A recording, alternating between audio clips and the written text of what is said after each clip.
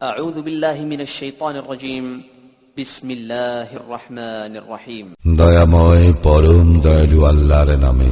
يا أيها النبي إذا طلقتم النساء فطلقوهن لعدتهن وأحصوا العدة واتقوا الله ربكم لا تخرجوهن من بيوتهن ولا يخرجن إلا أن يأتين بفاحشة مبينة وتلك حدود الله ومن يتعد حدود الله فقد ظلم نفسه لا تدري لعل الله يحدث بعد ذلك أمرا হে নবী, তোমরা যখন তোমাদের স্ত্রীগণকে তালাক দিতে ইচ্ছা করো, উহাদেরকে তালাক দিও ইদ্যতের প্রতি লক্ষ্য রাখিয়া, এবং তোমরা ইদ্যতের হিসাব রাখিও, এবং তোমাদের প্রতিপালক আল্লাহকে ভয় করিও।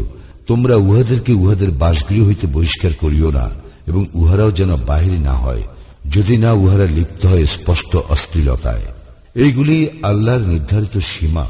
যে আল্লাহর সীমা লঙ্ঘন করে সে নিজের উপর অত্যাচার করে। তুমি জানো না, হয়তো আল্লাহ ইহার পর কোনো উপায় করিয়া দিবেন। فإذا بلغن أجلهن فأمسكوهن بمعروف أو فارقوهن بمعروف وأشهدوا ذوي عدل منكم وأقيموا الشهادة لله ذلكم يوعظ به من كان يؤمن بالله واليوم الآخر ومن يتق الله يجعل له مخرجا উহাদের ইদ্যত পূরণের কাল আসন্ন হইলে তোমরা হয় যথাবিধি উহাদেরকে রাখিয়া দিবে, না হয় উহাদেরকে যথাবিধি পরিত্যাগ করিবে, এবং তোমাদের মধ্য হইতে দুইজন ন্যায়পরায়ণ লোককে সাক্ষী রাখিবে। আর তোমরা আল্লাহর জন্য সঠিক সাক্ষ্য দিবে। ইহা দ্বারা তোমাদের মধ্যে যে কেউ আল্লাহ ও আখিরাতে বিশ্বাস করে তাহাকে উপদেশ দেওয়া হইতেছে। যে কেউ আল্লাহকে ভয় করে আল্লাহ তাহার পথ করিয়া দিবেন। ويرزقه من حيث لا يحتسب ومن يتوكل على الله فهو حسبه إن الله بالغ أمره قد جعل الله لكل شيء قدرا এবং তাহাকে তাহার ধারণাতীত উৎস হইতে দান করিবেন রিজিক। যে ব্যক্তি আল্লাহর উপর নির্ভর করে তাহার জন্য আল্লাহই যথেষ্ট। আল্লাহ তাহার ইচ্ছা পূরণ করিবেনই। আল্লাহ সমস্ত কিছুর জন্য স্থির করিয়াছেন নির্দিষ্ট মাত্রা। واللائي يئسن من المحيض من نسائكم إن ارتبتم فعدتهن 3 أشهر واللائي لم يحضن وأولاة الأحمال أجلهن أن يضعن حملهن ومن يتق الله يجعل له من أمره يسرا তোমাদের যে সকল স্ত্রীর আর ঋতুমতী হইবার আশা নাই, তাহাদের ইদ্যত সম্পর্কে তোমরা সন্দেহ করিলে তাহাদের ইদ্যতকাল হইবে 3 মাস, এবং যাহারা এখনো রজস্বলা হয় নাই তাহাদেরও।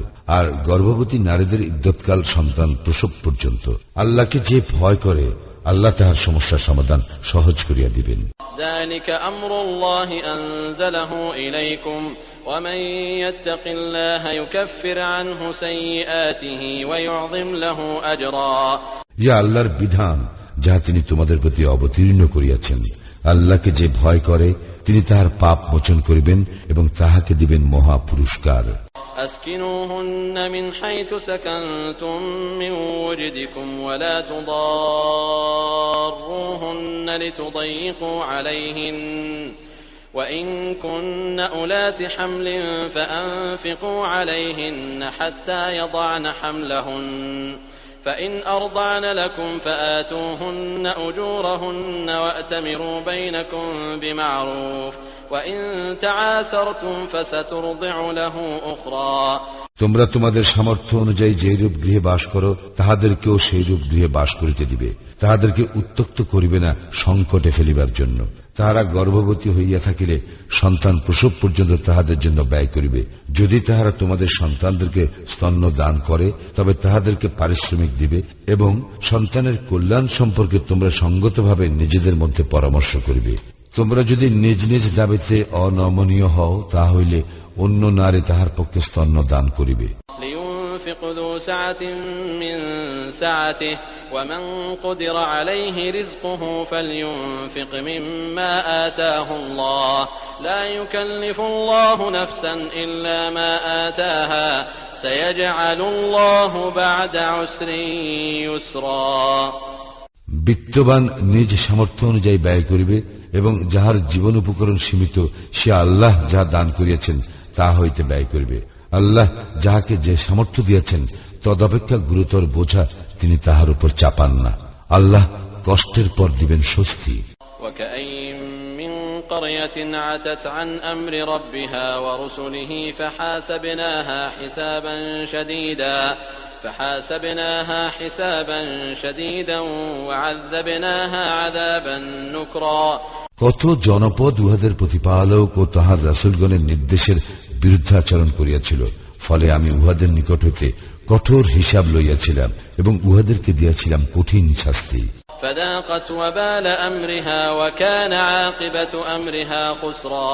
অতঃপর উহারা উহাদের কৃতকর্মের শাস্তি আস্বাদন করিল, ক্ষতি হইল উহাদের কর্মের পরিণাম।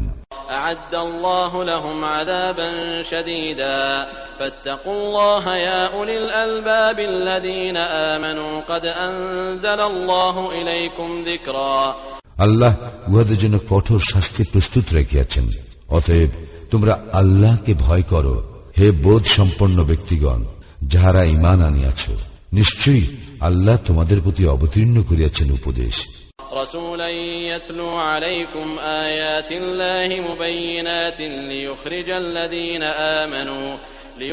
الذين آمنوا وعملوا الصالحات من الظلمات إلى النور ومن يؤمن بالله ويعمل صالحا يدخله جنات تجري من تحتها الأنهار خالدين فيها أبدا قد أحسن الله له رزقا এক রাসূল যে তোমাদের নিকট আল্লাহর সুস্পষ্ট আয়াতসমূহ আবৃত্তি করে, যাহারা মুমিন ও সৎকর্মপরায়ণ, তাহাদেরকে অন্ধকার হইতে আলোতে আনিবার জন্য।